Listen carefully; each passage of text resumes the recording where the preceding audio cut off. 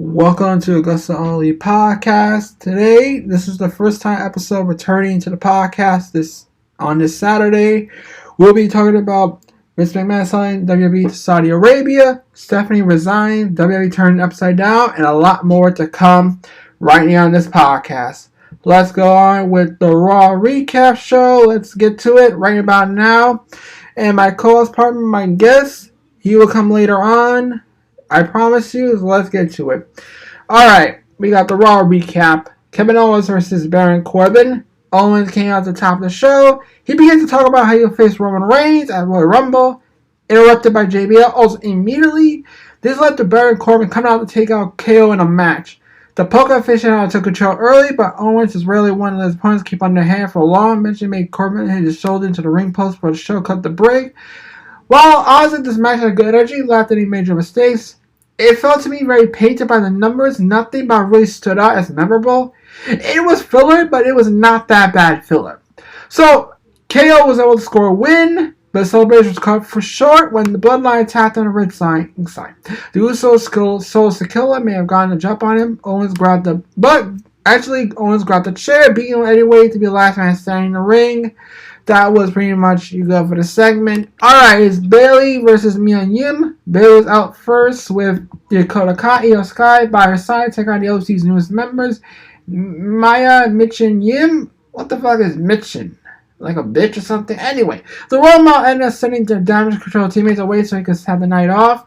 Bayley went right after Yim once the ref called for the bell, but Mitchell was able to rebound and take her down with neck breaker. They fought through a commercial break.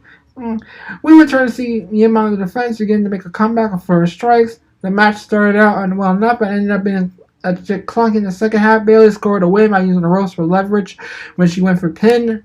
So yeah, that was pretty much clunky best. But anyway, we got Candice LeRae versus Rhea Ripley, another women's match. Candice LeRae was giving an interview backstage about looking forward to the Royal Rumble when she was confronted by Rhea Ripley. This led to meeting for a match in the second half of the show. The Poison Pixie managed to bring Ripley to the corner by elbowing her with strikes, but the Eradicator caught her off mid-rope and slammed her to the mat. Ripley had control until Ray took her down with a suplex, but didn't take very long to regain momentum. This was a physical, entertaining bout that's definitely showing what we saw. But the first side, despite being shorter in the air out of the other two contests, something is simple better. Yeah. Maybe. Alright, we go to Sikoa versus Dolph Ziggler. The Usos were allowed to leave the arena following the attack on Owens, but Adam Pearce forced Sikoa to stick around so he could face Dolph Ziggler. The Short jumped right off the top of Sikoa as soon as the ref called for the bell. After Sarai's onslaught, the Street Champion knocked him down with a shoulder tackle. While Ziggler put up a great fight, it shows Sikoa has number for most of the match. This was more competitive than most of the bouts on this week's show. Felt like both guys were holding back for some reason. Ziggler hit most of his big moves, but Sikoa was able to score the win with a huge right hand out of nowhere. So yeah, that was a big matchup. Now we go to the tag team turmoil. Following episode of The Miz TV with the Judgment Day, we saw Finn Balor, Damian Priest take on Cross and Luke Gallows on the first battle of the tag team main event. Turnabout, Dom helped the team steal win by tripping Anderson so Balor could roll him up. The next duo entered the match was Sandra Alexander and Shelton Benjamin. They put up a decent fight but were eventually eliminated. There we go to Chad Gable Otis, where next up take a visible tired Balor and Priest. The fun portion of the match was they all ended up being put down by the Judgment Day. The Irishman rolled out of the ring and looked at the ringside doctors. Pierce came out down, said they don't want to forfeit, then Don had to take Balor's place. Priest agreed, so the match continued with the Street Profits. And the ending Gauntlet style contest ended up being either too long or too short. It's honestly hard to find a balance. They did a good job keeping the Judgment Day in from the start to finish, even as one of the participants changed toward the end. With a little help on the ropes, Dom was able to score the pin on the floor to win the match and next shot the tag team titles. So yeah, that was pretty much Raw. The recap, it was a pretty weak episode. Raw had a weak episode. And I'm just saying out loud, it's like, yeah, it's pretty much a weak episode. The women's match, Bayley, was clunky. And honestly, Balor getting injured wasn't pretty much okay. I understand with Dominic and Dominic doing a Doug shit, like he's a Doug or something. Honestly, like Dominic still sucks as a wrestler. I'm just saying this right now. Yeah, that's what I'm gonna say. He still sucks as a wrestler. Dominic Mysterio still sucks as a wrestler. Alright, let's go to Dynamite recap. Jon Moxley versus Hangman Adam Page to start the show. Let me get to the thing. I'm sorry. Okay. Moxley, okay. Hangman Page signed all doubters with an effective victory of Moxley Knights over the contest. So with the fans launches slowly behind Hangman fought through Moxley. Tech explodes previously injured. He has everything threatened by the former AEW World Champ for engaging him in a strike-heavy exchange blade. Stunning Moxley. Page corked one blast buckshot lariat to flatten his opponent, scored a pinfall victory. Honestly, this was a hellish fight. In my book, the two guys do not like each other. With some jaw-dropping physical, the last lariat appeared to have broken Moxley's nose, adding to the theme of the match. Page needed the win after waiting too long. He earned a signature victory over the hottest star of pro wrestling in 2022. When this takes him move forward, remains to be seen, but he cannot begin a rehabilitated character that was hurt by creating him a year ago. Yeah, pretty much. Adam Cole returns. Yeah, let's go to that segment. Adam Cole returns. Adam Cole returns. Honestly, an Adam Cole return, that would be something amazing. Let's go to it anyway. For the first time since August, Adam Cole returned to AEW television, hitting the ring for the emotional promo. The former Ring of Honor NXT World Champion revealed their long journey back, revealing that he has returned, which is bad news for the AEW locker room. Cole was a total babyface here, thinking the fans and played the ground TF for them. Then the business right call for him, given his popularity from the first time set through the curtain All Out 2021. Reception received following his return from the absence with a heel world champion, a major villainous faction, Jericho pushes society, playing opponents for a babyface club. And when the opportunity arises, turning back. He is adaptable, good in the ring, perpetually over. Now, Tony Khan's a second chance to book him over the high-profile main event traction as he rather than secondary figure he was prior to his departure. So, yeah, pretty much Adam Cole returned. He is back. He is coming to AEW. He's back. Adam Cole, baby. Adam Cole, like, I feel bad for his injuries and stuff, but the fact is, Adam Cole is back. That is what it is. Adam Cole, baby. Alright, we got Jungle Boy and Hook versus Big Bill, Lee Moriarty. Okay, after weeks of teasing Hook, superplexing Big Bill, AEW fans are everything when they wanted with FTIA champion. With Jungle Boy, the Battle Bill's partner in the firm, Lee Moriarty. The heels control early, escalating Jungle Boy into the hot tub. The Hook sparked the baseball comeback, delivered a long way suplex, nerves pop and choked out Moriarty to secure the victory.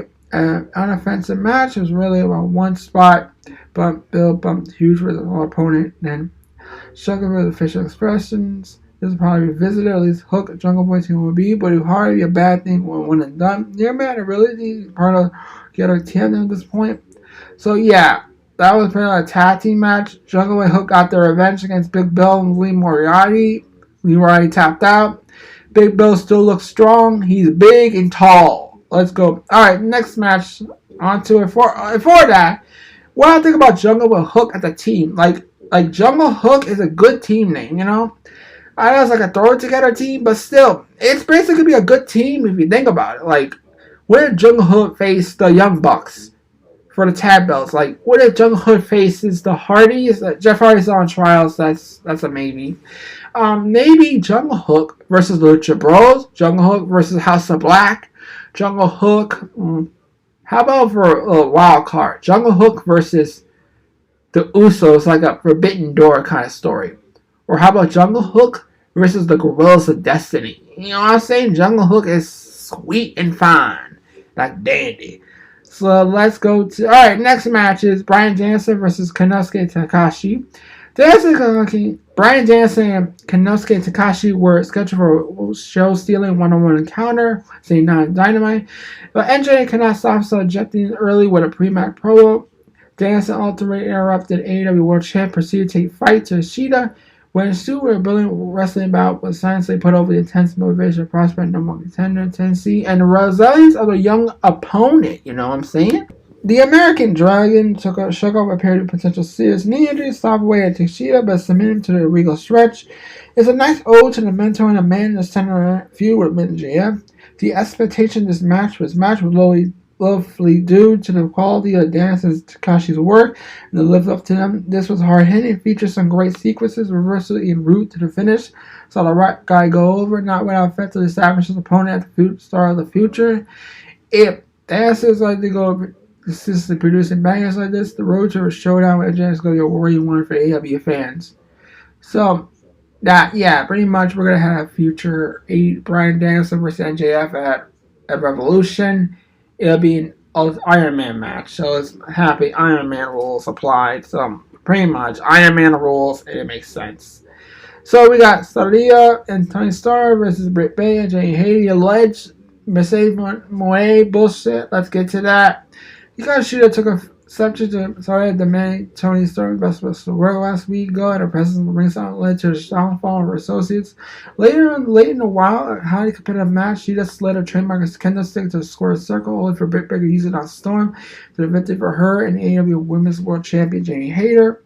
There were so many people accepting Mercedes Moe to make her debut that's hung over this match like a dark cloud. The crowd was red hot for Hayter. Reaction to the match was hard to work for all the hurt situation from the moment I never came. It's a shame because the story she had being so determined, friends who were valued to Saraya only accident lead her to defeat was only done led to a fully fledged heel turn from one with his champion down the line. This need money because everyone has delivered a solid match, which is enhanced by storytelling.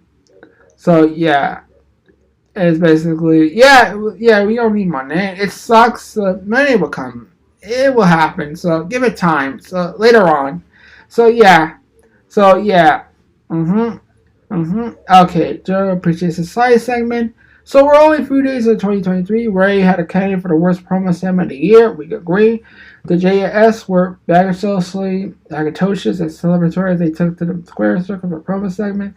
Matt Menner put over JS, hurling Starks through a table while Jericho celebrated sending Action Andrade back to the minor leagues. Except he did it, the babyface erupted, and one of the worst back-to-back forces shoot down unusual Strong Tigers elevated segment that appeared doomed from the start. Andrade did not come across particularly likable. Starks fumbled his words a couple of times. The most memorable came, of course, of Jake Hager. It was an effective segment that could have been spared had a quick backstage promo to set up versus Hager for next week. So it was his worst promo. I don't know what went wrong. Like, Jericho lost his touch, and he's getting old. He's pretty much getting old. Best the 7 series for the AEW Women World Trios title, the Elite versus Death Triangle. The best of 7 series for the AEW World Trios Championship came to a much near conclusion in the Wednesday's main event, with the Elite particularly defeating Death Triangle to getting the gold. Spots with displays of incredible athleticism and creativity. There's no night work and the risk that went into executing them. The pristine no teams did. Still, this felt more of a scene as seen throughout the series. Abundance of frequently made spots. Some overactive by one participant, particularly dazing offense from the Young Bucks. Even better suit from the underrated Pac. Like Pac or something. Like Pac does his shit. Like Pac does his shit. He does high five. Yeah, the team were all expected to win something. All right with the World AEW or something like that. So who the league moves on to feud next remains to be seen. But it'll probably be a group like House of Black, at least for 45 pass for Omega and Bucks, and attempt to establish themselves as the greatest trio over time. A great match probably, but it's time to retire this matchup and for the Elite to switch things up with something more than a chaotic party-style tag match that's been perfected. So that should have been retired. Honestly, that's my opinion. Dynamite episode was okay. It was great. It sucks that there's my name. A little bad promo here or there, but it was good, the Dynamite, regardless. So let's go to SmackDown now. Okay, let's get to the SmackDown recap now. As we promised, the Intercontinental Championship match, Braun Strowman versus Gunther on paper. Braun Strowman appeared to be the toughest test to date for Intercontinental Champion Gunther. In reality, he also was. Strowman overcame a damaged left shoulder, put up a fight against the ring general, scored a few near falls on him. The alert Gunther recovered and brought Strowman out of the corner and drove him to the mat with a powerbomb for the hard-fought victory. This was honestly, in my book, one of Strowman's best performances, undoubtedly fueled by his hometown crowd in Green Bay. He was motivated, matched Gunther's intensity, did not look out of place. He didn't look out of place. Basically, he was a hometown crowd. For this night, he was basically the hometown hero. He was basically the hometown hero for this night. So yeah, honestly, yeah.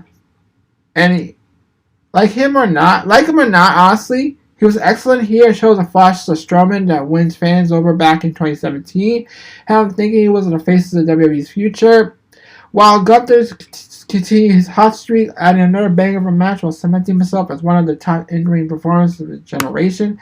His run with the IC title has done wonders for the particular championship, and perhaps more importantly, helped to solidify his connection with the audience.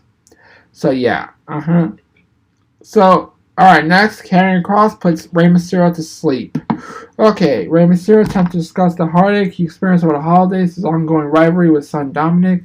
Instead, he was interrupted by the Karrion Kross and Scarlett. The former taunted the future Hall of Famer, criticizing him as a father.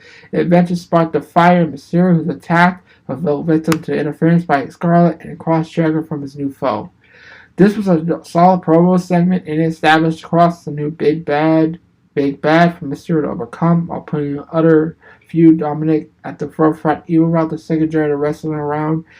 Kross really needed this program. The feud with Drew McIntyre was solid, but petered out by the time two clashed at Crown Jewel. Against someone as beloved as Mysterio, Kross could establish himself as a top-tier bad guy, a role Triple H has clearly seen himself in dating back to his days at NXT. So yeah, Kross should be a top-tier bad guy. That's what I see.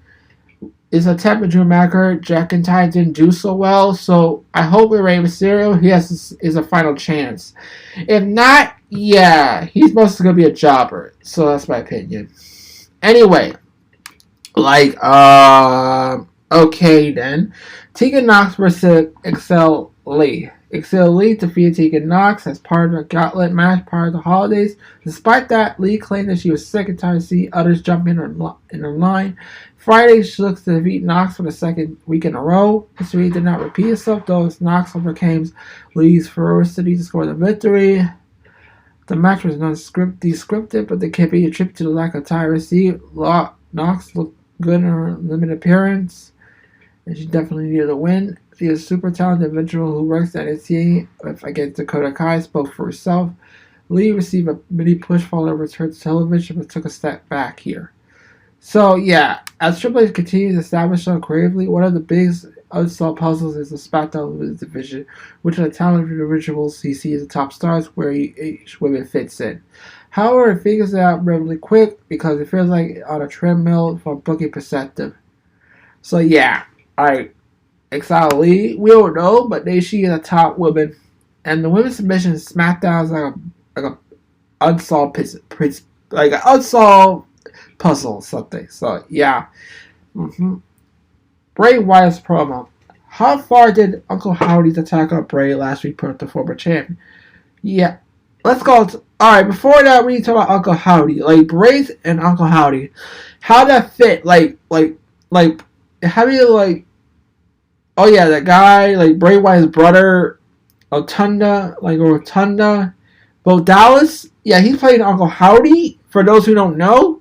And honestly, I don't know if that's going to help Howdy and help, Bo Dallas long term. But anyway, I don't know, so let's go to the promo. So yeah, enough to awaken his dark passenger. He has enough to fend honestly since his return. There was the brown rocky chair. There was callbacks to his time with the Wyatt family. There was a familiar warning issue his Rumble opponent will LA Knight run. This was honestly interesting.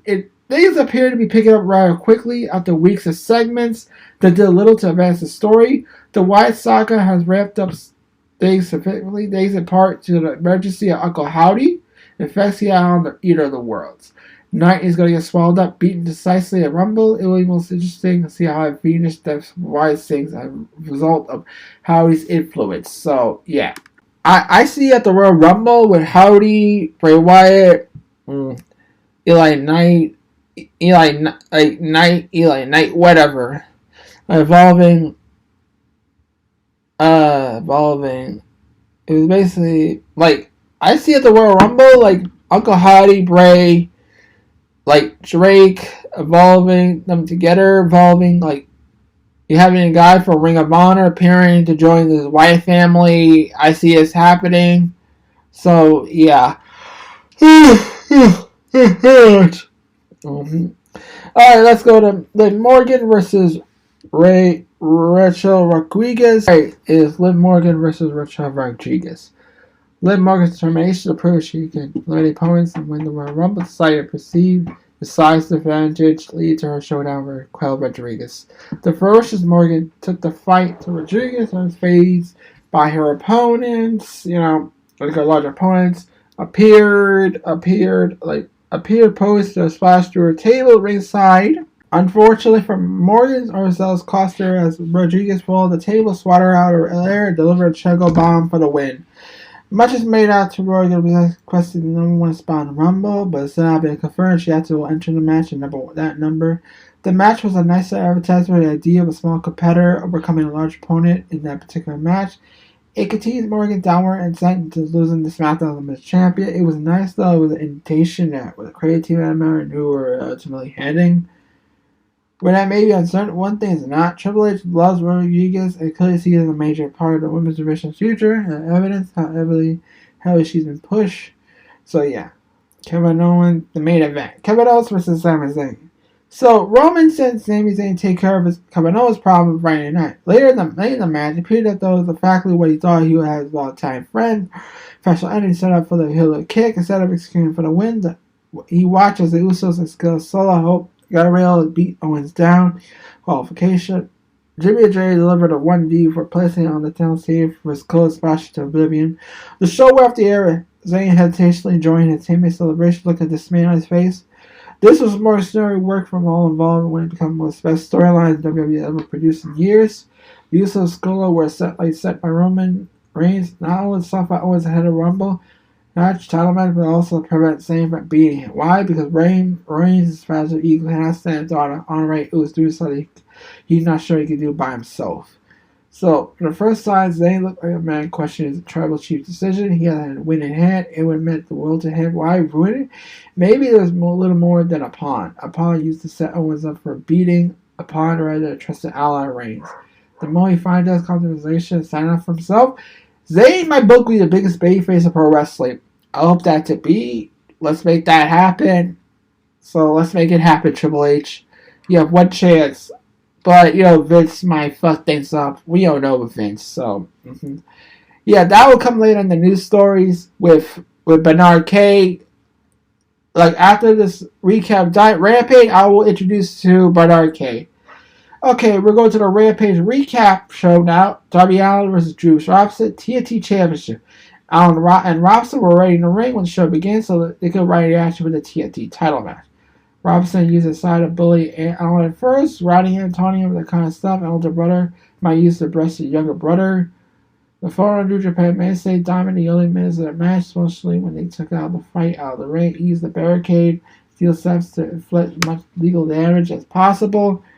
This bout was destined to do things. It was meant to make Robinson look like a tough competitor. It was meant to make Allin look like a champion. It accomplished both goals while delivering some decent action along the way. The finish saw Allin countering a suplex into a Scorpion Death Drop before hitting the coffin drop for the win. The final sequence easily beat the part of the match. So yeah, Darby Allin got to retain the title, got the victory against Juice Robinson. So next week we'll have Darby Allin Dynamite against Kushida. So can't wait for that. Now the Books of Hobbs segment continues. Will Hobbs spoke about the Phoenix rising from the ashes in the Book of Hobbs. He broke his neck and took his ashes spread over everyone he hurts in AEW. So that's building towards Hobbs taking the title for Darby Allin and becoming the TNT champion. So yeah, that's mostly there to that. I'll just give you the heads up.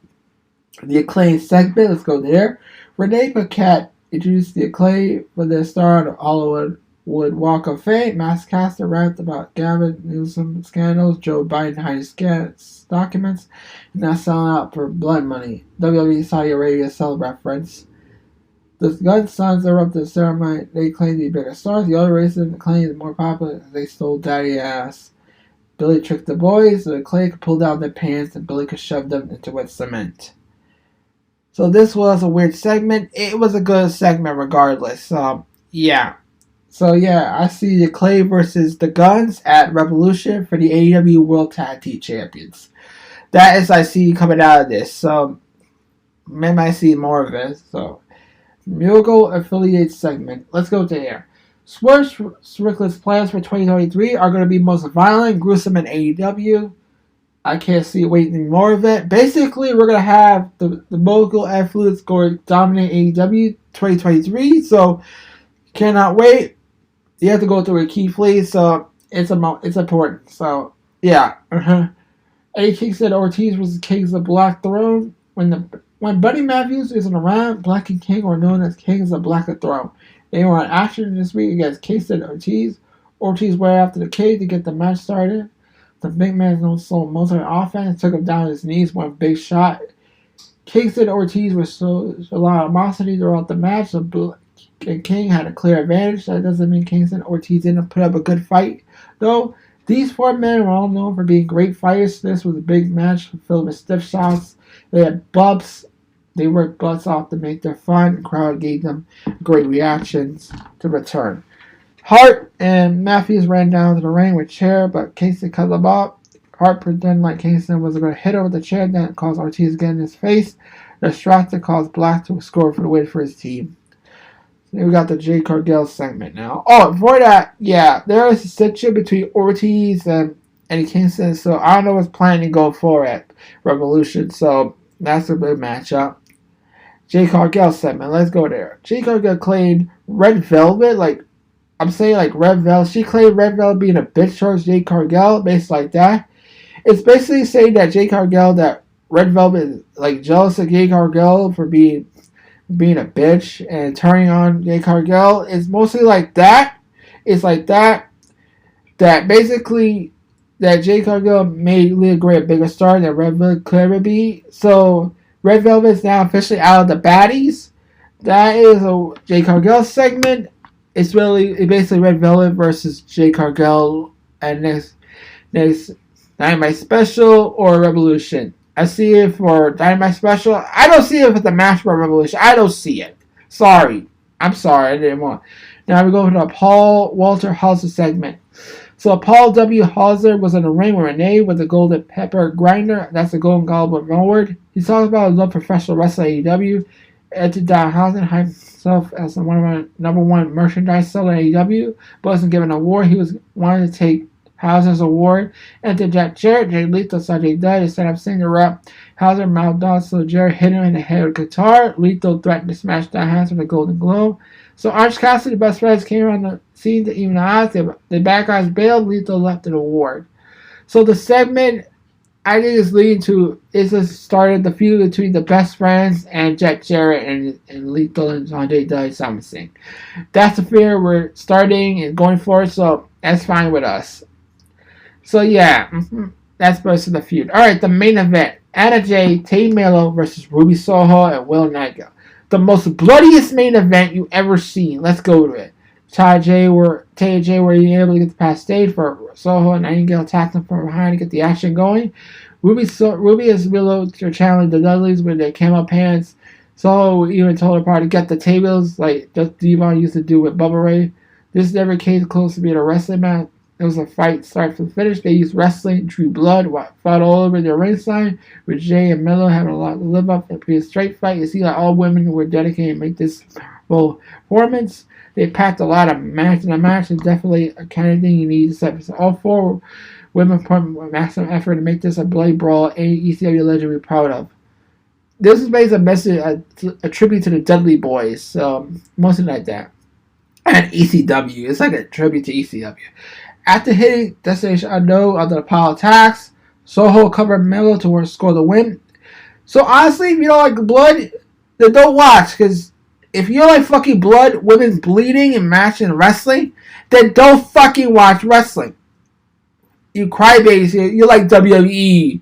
They don't let women bleed. You're fucking retarded. Women's wrestling is a lot better with blood. So if you don't got if you got a fucking problem with blood, with women bleeding with blood, and honestly, f off.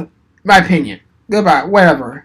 Honestly, Rampage was the better show than SmackDown. SmackDown had one good story with the Usos, Zayn, Kevin Owens, but SmackDown was a boring show.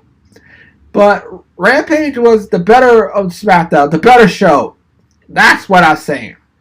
So yeah, that was Rampage. Now, before we get to the news stories, I'm going to introduce you to Walter K.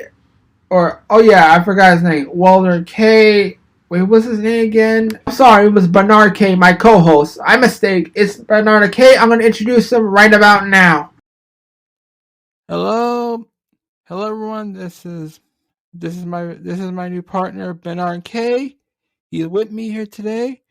Oh, So yes, now, yes. mm-hmm. So now, before we get to the stories, I want to introduce you to Bernard K. He has joined me for the podcast. He'll probably be here in the future, more often on my podcast, my co-host. So say hi to Bernard K. Everyone. Introduce yourself, Uh, Bernard. Can you introduce yourself, Bernard K? yeah, I am a longtime wrestling fan. I've been a wrestling fan for 28 years. It's going to be next month, actually. I love wrestling. I've been going to a lot of wrestling shows.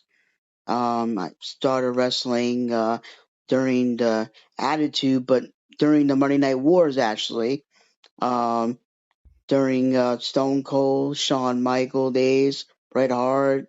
Um, and WCW to WWF, ECWs. Been collecting a lot of wrestling stuff, meet a lot of wrestlers. I always like wrestling, and I've been watching a lot of wrestling shows. Still I am, and I talk about it a lot. So this is the amazing opportunity right here to talk about it on here. So That's good. I want to thank you for giving me an opportunity. So. Yeah, you're welcome. All right, let's start. Let's start with the news stories we promised. All right, let's start with Stardom to allow cheering at the February 4th show, first time since pre-pandemic. On February 4th, Stardom will present the Supreme Fight pay-per-view event in Osaka, featuring the first World Stardom Championship defense, Mangila, who will take on her prominent Suzuki in a match that leads to further the personal rivalry between the two former Ice Ribbon stars. It is now appears that the match quality heated rivalries will be the only thing to look forward on the Stardust Supreme Fight, as Giller recently revealed at Bushiroad 2023 presentation that vocal crowd noise will be allowed at the event, marking the first time that has been the case for the company since before the pandemic begins.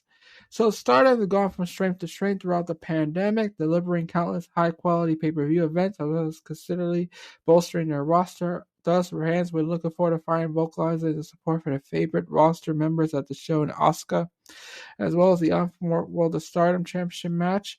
Saya Kayati will also be putting her Wonder of Stardom Championship up against Momo Wannabe as he looked to break the defense record held by Wannabe herself. Set up Nahashi Yuhu's yes to defend their Goddess of Stardom Championship against Maka Hikama, and Konami will once again return to the ring. The team is severe against Mayumi Iwani and a partner of her choosing. So, what's your thoughts on this? Wow. I that is going to be a great match. It's really it's going to be a great match on that. It's really hard for me to keep up with Japan stuff, but it's in the Japan match. I'm expecting it to have a 5-star match, but yeah, I'm expecting that to be an epic match. Next month. But it's really hard for me to comment on that one. I haven't really keep up with the Japan one lately. I'm going to start watching Japan shows. Um, but regarding to that, I'm expecting that match to be best match. Mm-hmm. Yeah. Okay. Vince McMahon returns reportedly leaves WWE talent worried about potential cuts. Vince McMahon has returned to WWE, pushing out 3 former board members in order to head up the pursuits for sale of the company. First reported by Wall Street Journal, it was said that Vince McMahon would return in order to oversee a sale of WWE. As the time to negotiate TV deals for WWE approaches, you can read more about the breakdown of the original WSJ article from Wrestling Purists. You go to that.com, you'll read more of it. But while the extent of Vince's role backstage remains unknown for now, that has not stopped the current WWE talent from fearing the worst. Though these worries are not unfounded, as WWE has been hit with large waves of layoffs, cleans during the pandemic. While Vince was in charge, while some released wrestlers have made their way back to WWE in time since others have gone to AEW or worked independent promotions. So, what's your thoughts on this? I think Vince McMahon should stop being cheap. Um, I think Vince McMahon should stop being cheap and focus on getting wrestlers and more wrestlers to the WWE. Well, And he's more worrying about money for himself right now and during the pandemic. And another thing I don't understand is the last couple of days is him talk that you haven't talked about the sales going on, right? yeah, Yeah, okay. Now I'm going to talk about that also. Him and Saudi Arabia thing. yeah. Uh, so first off, is that if he sells the WWE to Saudi Arabia, he will not walk in the street. All the fans will lose respect towards him because they're afraid that the fans will lose everything because they don't know what Saudi Arabia is going to do with the WWE. And the superstars in the back doesn't know. They're afraid they'll lose their jobs, and mostly the women wrestlers. Yeah, pretty much. Like, Yeah. but you also don't want to blow the roster. Like WWE has one, and AEW pretty much has one at this point. So you also don't want to blow the roster. So what should you do when you didn't want to blow the roster? They go to AEW. They'll mostly go to AEW. That's what Tony Khan right now and his father right now is doing right now is sitting back and watching WWE crumble. And what they're going to do is that the wrestlers and announcers, broadcasters, and also all the people who work there, they're going to look for jobs. And then what they're going to do is hire them. And I already know that's going to happen. Is to either go to AEW or Impact Wrestling, or I don't think they'll go to NWA, but they'll probably go to work for ADW / Ring of Honor or Impact Wrestling, because I know that's how they're going to go down with. Because I've seen them, some of them already jumping ships already. I know William Regal right now went back to the WWE. I don't know what he's thinking right now, but Stephanie McMahon resigning, and Triple H, I don't know what's going to happen to him, but personally, I think the WWE should stay in the family. Um, I don't know what's going on with Shane McMahon, but when I heard the news about this, and then I heard ESPN and Walt Disney, it's just, I don't know, man. This is like, I don't know what to expect from WWE. All I know is I heard The Rock is interested in this. Um, it's weird. WWE's I don't know, man. It's WWE's going into the 40th anniversary next year for WrestleMania. 30 years of Monday Night Raw. Um, I Vince McMahon is showing me if he sells it, it means that he's being greedy and he doesn't care about the wrestling fans.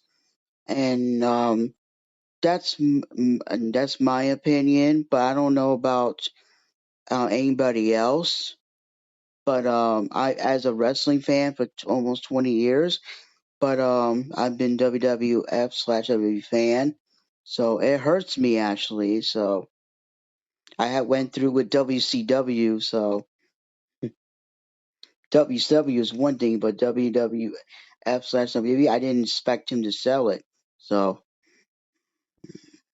But yeah, but like, what will happen? Like, I fortunately, I don't know if Vince McMahon will sell to Tony Khan and Shaka Khan, because the fact Vince McMahon has this pride thing. Like, if he feels that he's so selling his WWE to Tony Khan and Shaka Khan, that it's him admitting defeat. And know for a fact, Vince McMahon will not admit defeat. He is an interesting individual. He will not admit defeat. If yeah, mm-hmm.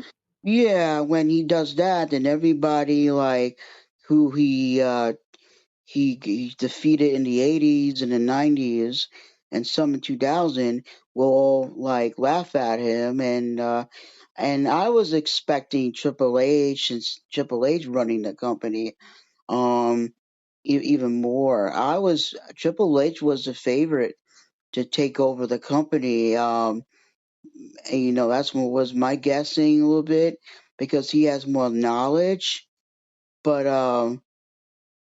and Stephanie was Triple H was more knowledge. Shane McMahon left last year, and Triple H was more experience. But I was picturing Triple H buying a company, but I don't picture. And everybody on Facebook is starting to put these little headgear and picturing. I just don't picture Saudi Arabia and then everybody starts putting Mickey Mouse and WWE, and everybody's questioning me. Oh, what about Charlotte Flair? What are they gonna do with her if Saudi Arabia buys it? Oh, I couldn't answer it, and I really don't know, and then I absolutely don't know, and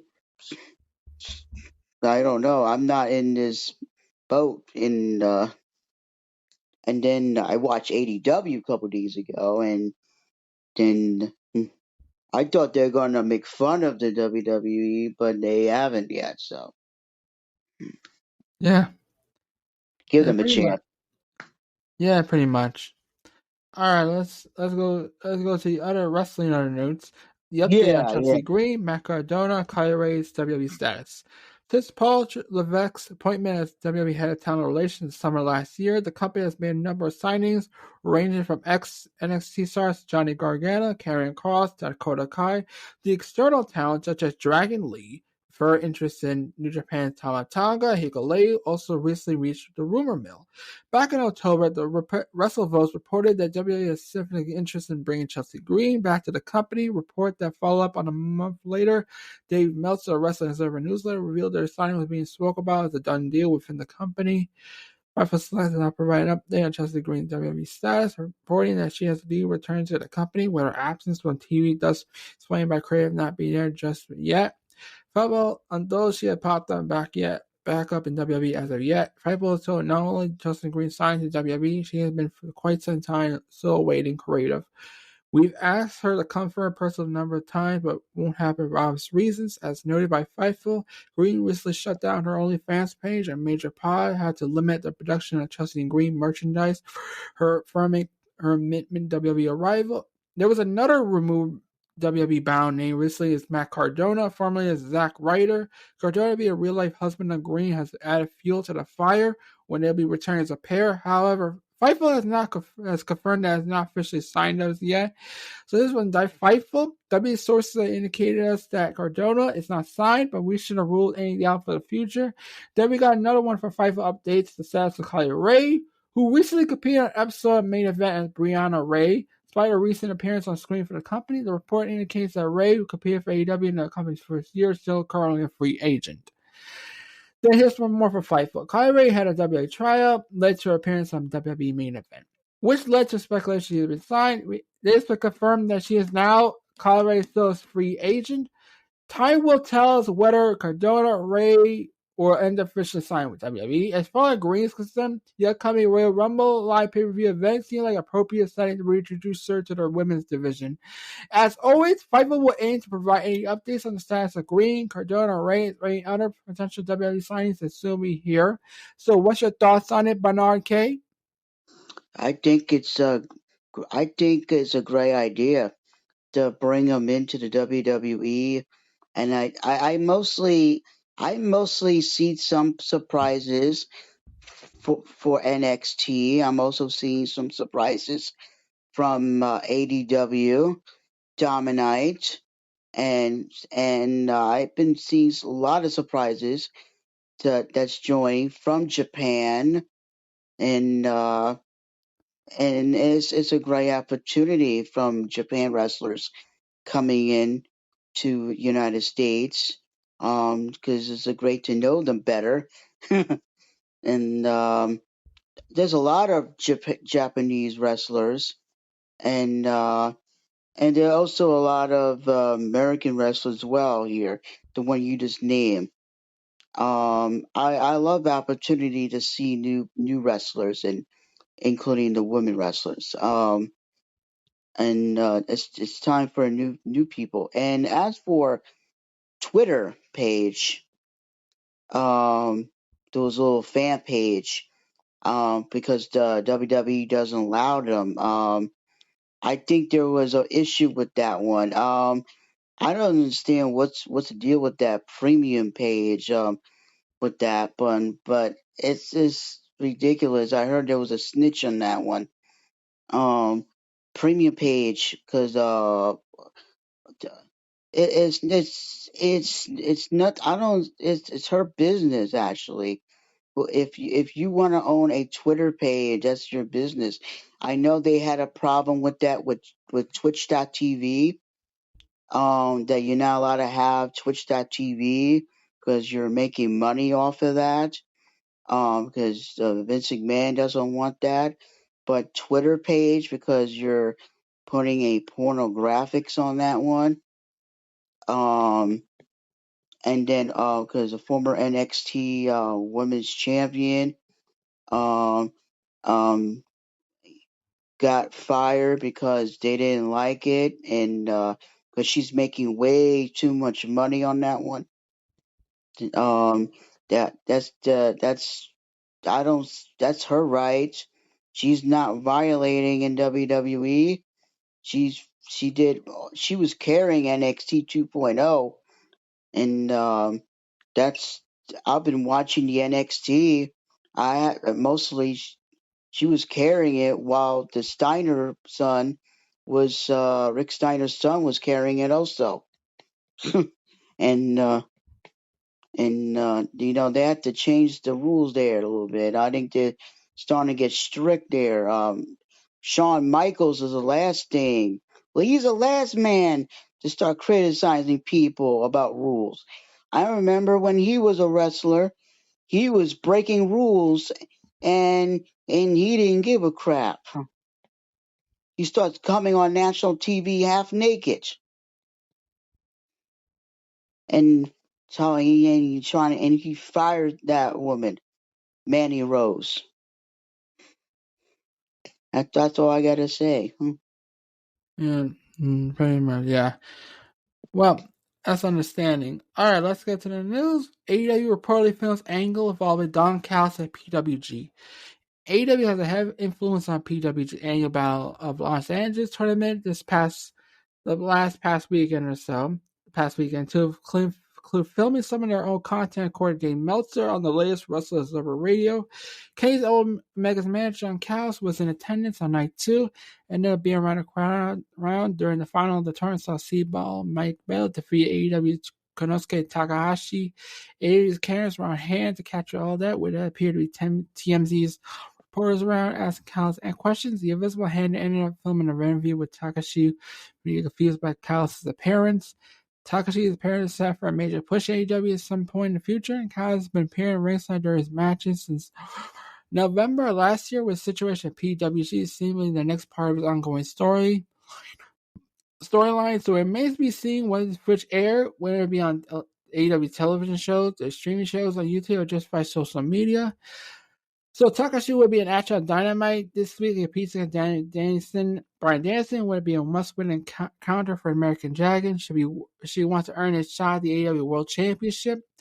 Mhm. Elsewhere at the PWG Bola events, the entire Jericho Appreciation Society ended up surprising fans with appearance, and they competed in a 10-man tag match when AEW's Bandito suffered a neck injury during his in-ring outings. So what's your take on it? What's your sense on it? Yeah, it's going to be a great match. I like both of them, but I'm picturing Bryan Danielson is going to win that one. His momentum's great. Um, I would love to see that Iron Man match, but I like both of them. It's a great opportunity to see those two fight. Actually, I love seeing those two competition. For Daniel Bryan, he looks very serious fighter. He's very aggressive submission hold. I like his submission, but his opponent, he's very good. I've seen him on YouTube a lot. It's very hard for me to see that because it's in Japan, um, but I seen him in action. But I think both guys will put in a great match. But I don't see Bryan Danielson win that. Um, he has a huge momentum. Actually, I don't for him going to the AEW World Title match in March. I see him winning that. But even though those two are going to put in a 5-star match, um, I think both guys are great. But I think he's going to win. Daniels is going to make those two guys are going to put bloody match. Yeah. All right, then. What's your take on Don Callis and Konosuke Takashi? Don Callis. Huh. Oh boy. Huh. Oh boy. Huh. Oh, Don Callis, Kanachi. Oh boy. Kanachi is an excellent fighter. Don Callis is a great talker. A manager guy too. Oh boy. I like his opponent. I like the Japanese guy better because he's more great fighter. Don Callis, he's like a more like a talker type. He's like a manager type. I know he used to be a wrestler, but he's like a talker, a manager type. I don't take him seriously. He likes to talk trash on a mic, saying saying that his guy's the best and Kenny Omega, but Kenny Omega, well, he is the best, so that's the only thing he is. Kenny Omega is the best, so yeah, Don Callis, I like him as a manager, um, in the commentating world, but I just don't like him as a wrestler. So Yes, yes, understanding. All right, let's go see other news with Jay White. With New Japan news, with Jay White expected to leave New Japan soon. WWE report, both reportedly interested. January 4th, main event of New Japan Wrestle Kingdom 17 event, Tokyo Dome. Jay White lost the IWGP World Championship to yeah, Okada, I know I saw leading that. Yeah. to Rage. Uh, Jay Can you continue? White. Jay White. Can I finish up first? Oh, I'm so sorry. That's okay. I Lisa knew. Rage's wife, calling out former Hikuleo for betraying him. Holiday, White Savage attack Hikuleo, challenging him to lose a Lee's Japan match, promptly speculating regarding both of the futures of the company. Then we got some insights with Fight Select. They provided an update on Switchblade Jay White's stat and New Japan status. It's revealed his contract believed to be up soon. WWE and AEW are both interested, although WWE is said to be confident he can secure his signature. Then Fightful Select has learned that Jay White contract is liable to soon. He is suspected to leave New Japan Wrestling, just like the Hikaru. Those of the company, those speaking to both WWE and Elite Wrestling are interested in gaining former IWGP World Champion, Heavyweight Champion Jay White. However, WWE sources seem confident in land him. Then Fightful clarified Women Report this is far for the official yet near company is able to reach out to White until his deal is up. Until then, there's always possible that he re-signs with New Japan Pro Wrestling. Then we got the offensive loser leaves Japan match is scheduled to take place on Osaka on February 11th. White's opponent, Hikuleo, is believed to be the WWE's radar, thus putting the result match out. The preferred Fightful report those on New Japan also believe that White designed to remain in the States for the time being. White has previously confirmed that WWE were heavily interested in signing him in 2021, while he's noticed that WWE has never approached him regarding signing him full time, though he did enjoy working with them thus far. There's a report years back that White's latest New Japan contract is set to keep him with the company until 2025. The AEW has interest in bringing him permanently. However, White has since clarified this is not the case, saying that they approached me and some contract I was on both things 100% false. So then we got more updates. Fightful closed the report knowing that he had reached out to both New Japan. White has his comment on the matter. They haven't yet read each other's side. White undoubtedly was the most talented performance of modern era. Thus should be departing Japan, be a major coup of whatever company lands him in. As always, waiting to provide any further updates on Jay White's contract status as soon as we hear more. So, what's your talk on this? I don't think Jay White should sign with WWE right now. While there is a partial thinking about sales going on, if he's thinking about joining a wrestling company, I think he should join ADW or Impact Wrestling or any else but WWE right now. Or just hold back from WWE right now and wait and see what happens because of the rumors going around. I don't think WWE is in the state of mind right now. Or anybody who's looking for going to WWE. Because if they sell to any company, the WWE will just give up the contracts. Um, that's what I personally think. If anybody from Japan wants to come to WWE, it's if they in the middle of selling, then it's no point. Yeah, pretty much a point.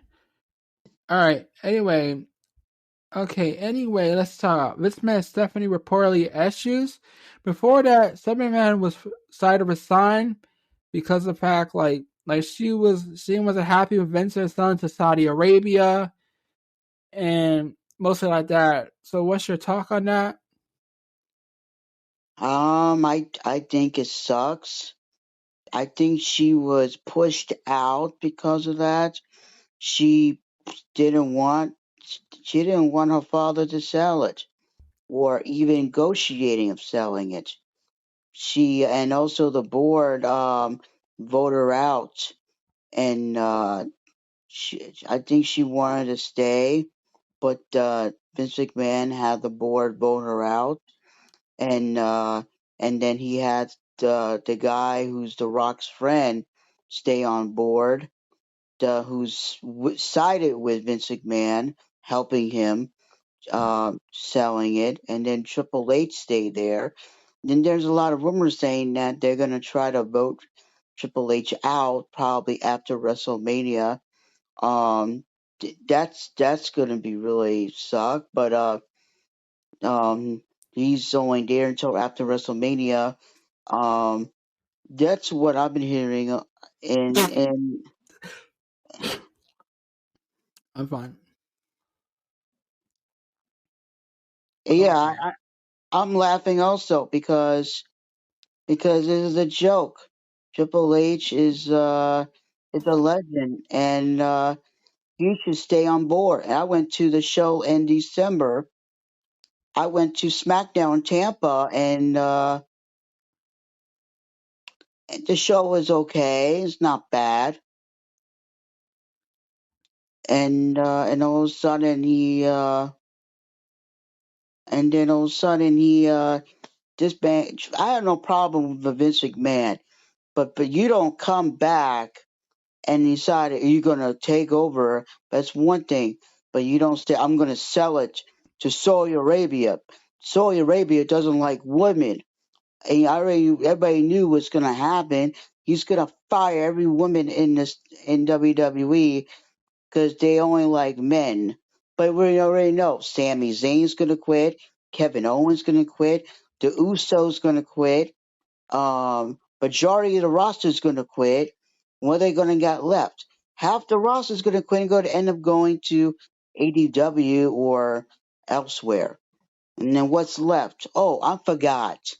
Saudi Arabia is gonna bring in their people, and the guy that used to dress like a fucking sorry, the guy that dressed like a weirdo a couple months ago, uh, fasting dress, fancy outfit, is going to win the Royal Rumble, and so he's going to end up beating Roman Reigns for the undisputed title, um, the first ever Arab champion. Everybody's been saying that. It is a joke. Come on, that's not how you do things. Yeah, pretty much.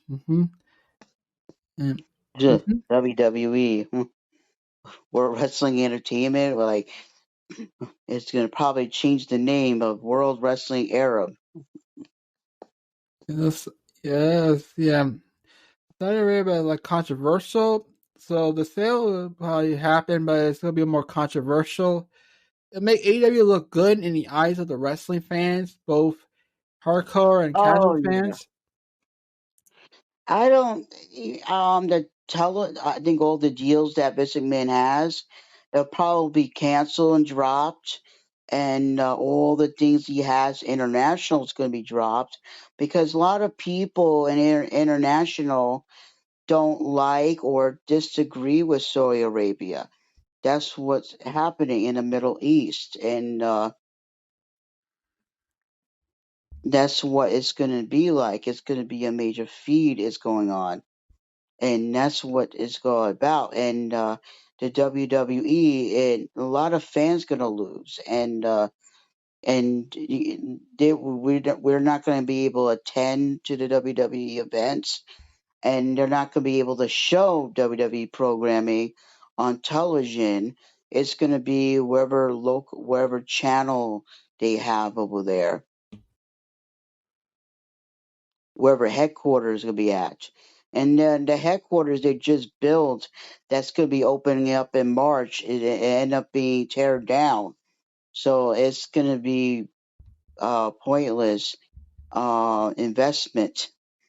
Um, I don't know what to think. I don't know if is it it's a it's fake news from the dirt sheets, or was it one of those stories that Vince McMahon's trying to get ratings for, or trying to get build up his company up to get people to feel sorry for himself?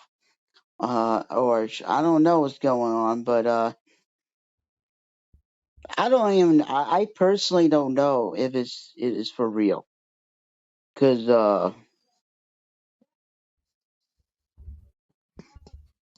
Yeah, yeah, it's pretty much. I don't know if it's real or not, but it's what it is. What it is on it at this point. yep, yeah, yeah. Mm-hmm. Mm, yeah, pretty much. All right, let's go to news. Apparently, like Nick Khan was talking with the higher ups at Disney and SPN at this week on Monday. Apparently, Nick Khan was having talks with them to get them like to pay out the big money to buy WWE. Because remember, Saudi Arabia is Vince's choice to buy WWE, and Nick Khan wants the other wants, and I think Nick Khan wants like he wants Disney or ESPN to buy WWE because he fears that he feels that that Saudi Arabia should not have WWE. It's not good. It's not a good moral standpoint. It's why Stephanie left WWE. And what will happen to Triple H if Vince succeeds? Like, will he be removed from his booking powers? Imagine Vince McMahon finally succeeds in selling WWE to Saudi Arabia, and then Triple H gets the call, tells him that he's being removed from creative. Triple H, Triple H getting the call that Vince McMahon is taking his place in creative, and Triple H is to leave immediately. Imagine that happening. How do you feel would that happen, Bernard? Well, then Triple H is gonna lose his job, and the WWE is gonna be in. It's gonna be in. WWE is gonna be in the toilet because you gotta go back way before Triple H came to the WWE, but that's different time zone. Different. I'm sorry, different times. Uh, different time actually. Didn't change. Vince McMahon had partners back then. He doesn't have partners now. He only had Vince McMahon only has Triple H, and he has his daughter and son, but his son walked out on him last year, and his daughter walked out on him this past weekend, and the only person he has left is his son-in-law. And if his son-in-law gets fired or decided to walk out on him from the WWE, he's all by himself, and he's almost 80 years old. And I know he doesn't have tough decisions to make, but I know the guy who took over the CEO is looking to take over the WWE and take advantage of Vince McMahon and um, Vince McMahon's got to be careful making decisions on his own. He's not the same guy that he was when WCW went out of business or when WCW was on the Monday Night Wars. He's not the same guy anymore. He's doesn't know how to think well. Of Vince McMahon. So yeah, Vince McMahon's got to be careful when he's making decisions on his own. He needs someone to help him making decisions. That's what I think. Um, I think he has problems, Vince McMahon. Oh yeah, that's true. Pretty much. Like, He thinks that he thinks he still got it. He thinks he knows how to make money, not realizing he's hurting his business and he's hurting himself and is hurting his family as well. that's pretty much. Let's hope that Vince. Let's It's hope he gonna be doesn't not sell to Saudi Arabia, and it's let's hope gonna he be sells to the ESPN or Disney or Comcast or the Khan family. I'm betting on them as well, so I'm hoping. well, it's gonna be a family feud because none of his family wants to sell it. That's true. His whole family wants to sell. Well, Linda McMahon um doesn't have a comment because she's into politics because Linda McMahon is a quarter of ownership of the WWE since 1982. So she has no comment on that. So if he did sell it, he has to split it with her. So, but I don't. Yeah, nobody in is his kids and his son-in-law doesn't want to sell it. Yeah, pretty much. Yeah, pretty much. Like, honestly, like, here's some Every- small news. Apparently, like Everybody's walking away. Regal's Everybody's walking original away. position, like Regal's original position within WWE was going to be like a global president or something, but now it got changed a bit. Now Regal's new position is going to be required to be at all Raw and SmackDown tapings going forward. Appear if it's confirmed by Mike Johnson, a PW Insider. He was at another recent tapings this week.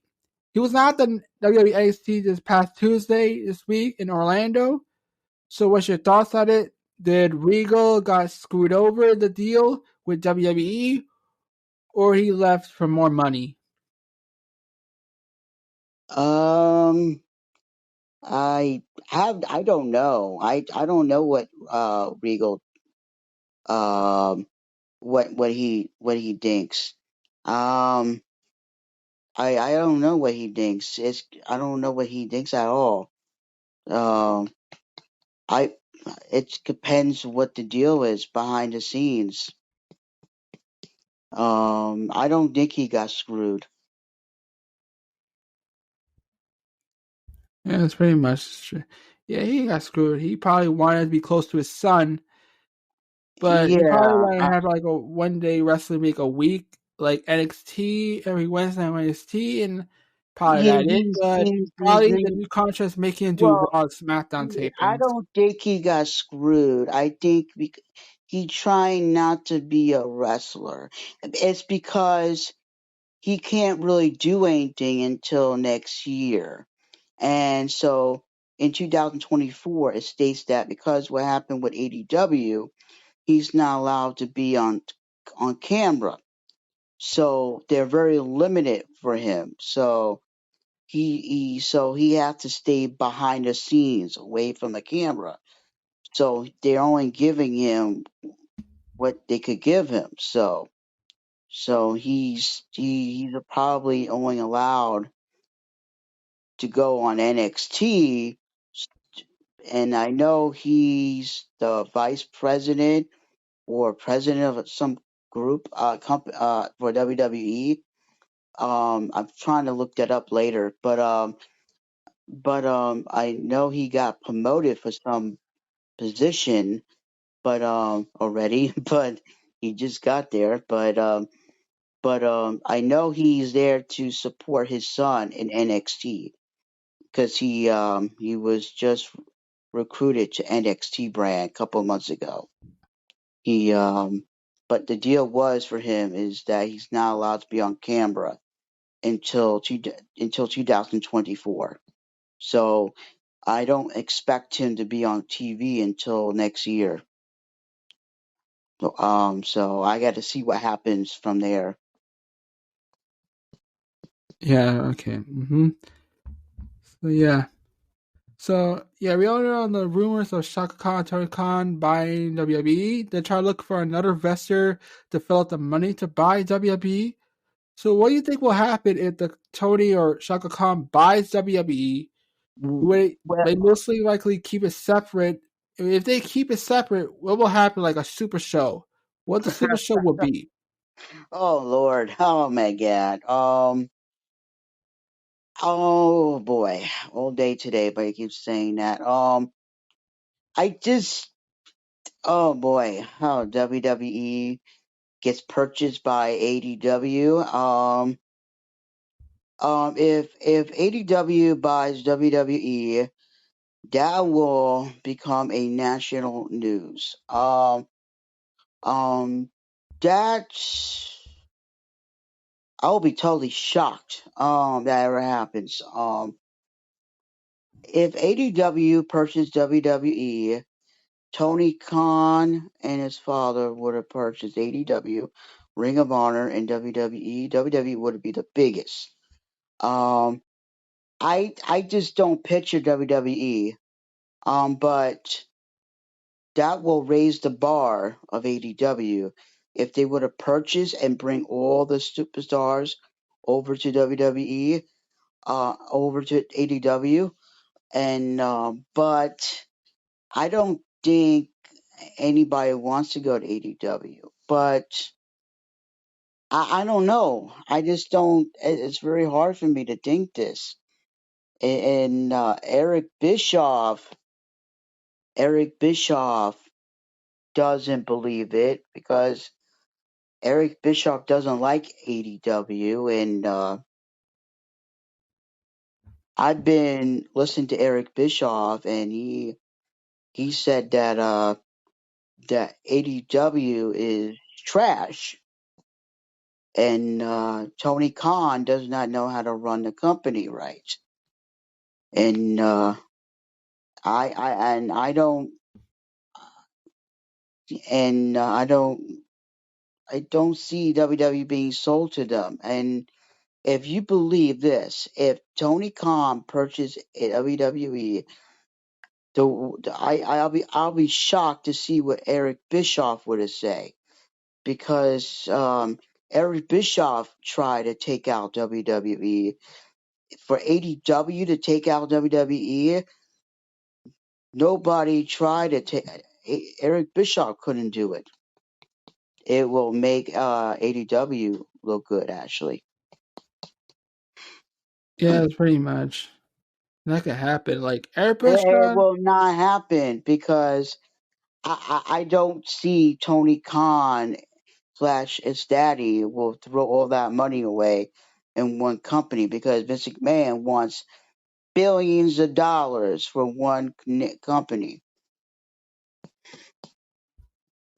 But I don't picture that, because I don't think anybody have the guts to give up all that money. And just like Dwayne the Rock Johnson doesn't have that money, nobody has billions of dollars, and that's why Vince McMahon is going after Saudi Arabia for money, because he thinks that Saudi Arabia has billions of dollars to throw away. Um, but I just don't picture anybody buying WWE, because no one doesn't have the money to invest a wrestling company for billions of dollars. Um,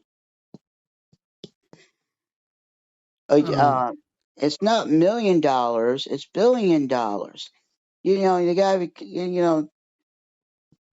WWE is a nice company, but people gotta be careful here. WWE is a nice company, but ADW is a new company that started 3 or 4 years ago. I don't think ADW wants to say, "Oh, I'm gonna invest all my money in AWWE." It's like saying taking down the WWE. Everybody wants to take down the WWE. Jesus. As soon as everybody heard WWE is putting up for sale, everybody jumps on and saying, "I'm gonna go buy the WWE." hmm Yeah, pretty much. So, yeah, Yeah. Yeah, I know. yeah, yeah. Okay, this was the Gus Ellie podcast. Me and Bernard will see y'all next Saturday.